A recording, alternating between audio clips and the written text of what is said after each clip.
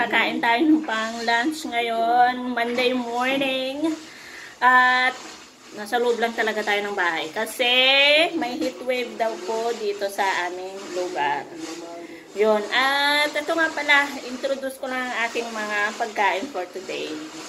Nagawa ako ng sarili kong version ng sinursuran. Sinursuran, it's a native delicacy from Macau. Normally, it's made of fish. So, kanya-kanyang version naman yon. So, pero sa akin ay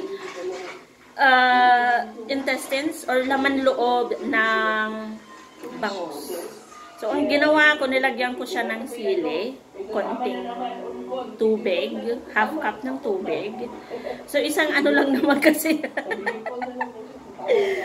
So, yung asin ko ay, yung ating sili ay na-blender na siya. So, at saka hindi masyadong maanghang ang pagkakagawa ko, kaya ganyan. Okay. So, yun. Pero, yung lasa niya, same as it is. Miss na ko na kasi ang sinursuran. So, let's eat sinursuran. At syempre, dito sa tabi ko, meron ako dito.